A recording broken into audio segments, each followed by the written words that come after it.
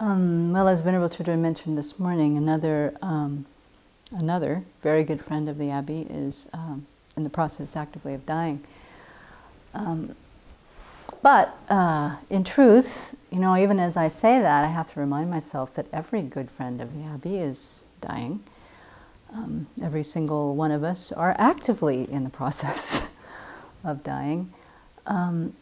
But to see it again and again always, I think, is a very important opportunity to use the circumstances of other people's situations to shake my infatuation with youth, health, and the appearances of this life, because they're so hard for us to get over. That ignorance is so thick. That's like these gigantic cataracts on our eyes about really the nature of our situation. And so I just wanted to share then some of the reflections that it's brought up this time in thinking about this.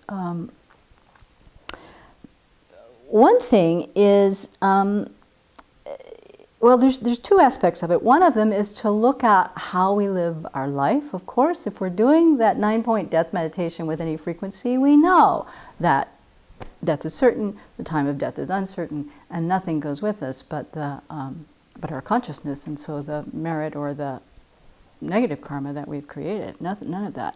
So that gives us some fuel to actually live our lives in a way that we hope we're carrying more white seeds than black seeds, as they say, as we go. But also what's important is how we die, that moment of death. Where is our mind? We can see that as we wake up in the morning. If our mind is really cranky and we let it be cranky, then our whole day is the same. We're just in a bad mood and everybody's in our way and everything we meet is negative. So you can see quite easily that if I die with that same kind of cranky mind, well, I'm going to wake up with that mind too. I mean, it's quite a direct correlation. So in the Lamrim meditations, if you're following Lama Tsongkhapa, right after that 9-point death meditation, there is the reflections on rebirth in the lower realms, which many of us we're not so sure about rebirth, and for sure we're not so sure about the lower realms. So in Venerable Children's outline, I don't know if this is why, but very skillfully, the meditation that follows that 9-point death meditation is meditating on our own death. So I want to know from the group here, would you say that you do the meditation on your own death as frequently as you do the 9-point death meditation?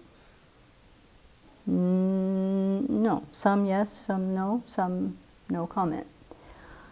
I would say, I have to say, I've thought about this in the last 24 hours, I would say my ratio of doing the 9-point death meditation to actually imagining my own death is maybe 10 to 20 to 1. Now, why is that? For one thing, there's no script on that meditation of imagining my own death, whereas the 9 points, I can breeze through kind of very nice outline. There's no script on the imagining your own death. The second one, of course, is that it's scarier. It's really scary. And so as I've thought about, how have I imagined that death? Well, I've done the head-on collision. I've got quite a good script worked out for that one, and I have a pretty good script about falling out of the sky with the airplanes.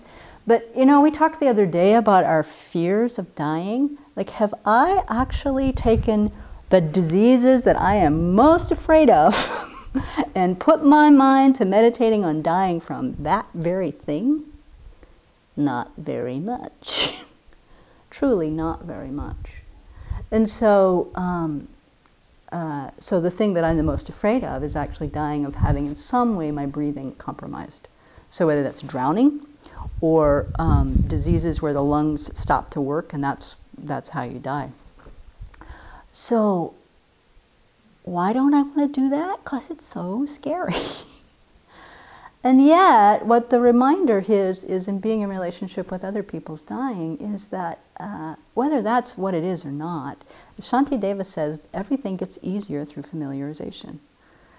So to familiarize my mind so that I don't go into death screaming internally, and wake up with the result of having died with a screaming, frightening mind. So that's one sort of reminder. If you're in the same boat that I'm in the 10-to-1 or 20-to-1 scale, it might be time to bring that meditation more present in our activities of what that moment of death might look like for us, and rehearse it again and again and again and again and again. The other one, of course, is that we die like we live. And again, reminding that it's not, I mean, we for sure, we can do tremendous amounts right up until the moment that we lose our consciousness. But still, unless we've done this training all along, it's not going to come to mind. The things that we need to do will not come to mind for us. And so I want to just share a little bit from, if you don't have this beautiful poem by Pabanka Rinpoche, Heart Spoon, Encouragement Through Recollecting Impermanence, it's a good thing to have. And it's a good thing to look at once in a while. He very clearly talks about, how we will die. And he says, I wanted to just read pieces of it. Since beginningless cyclic existence, which hasn't ended up to now, though you have experienced countless cycles of rebirth, just so many variations on happiness and pain, you've achieved not the slightest benefit from them. Not the slightest. You appear so capable, smart, and clever, but you're a fool.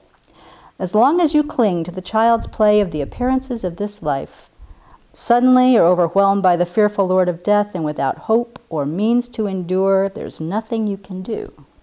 This is going to happen to you. Because you think I'm not going to die for some time, while distracted by the never-ending activities of this life, suddenly the fearful Lord of Death arrives, announcing, now it's time to die. This is going to happen to you. And over, verse after verse, he tells us all the things that this is going to happen to you. And he gets to the end and he says, now, don't be distracted. Right this moment is the time to still your will. It's not only time, it's almost too late. Right now, apply yourself with great force. Who's the faster, Yama, the Lord of Death, or you, in your practice of realizing the essence of your eternal dream? That is the welfare of both yourself and others. Unifying the three doors of your body and mind, put the whole of your effort into your practice. So it's a good thing to read regularly, this little thing. And, to take also with great appreciation the experiences that come in our life as spurs.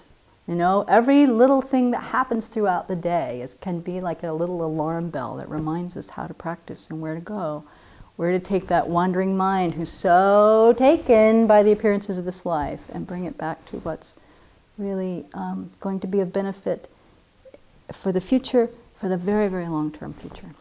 And so with great appreciation for our friend, thanks for the teaching.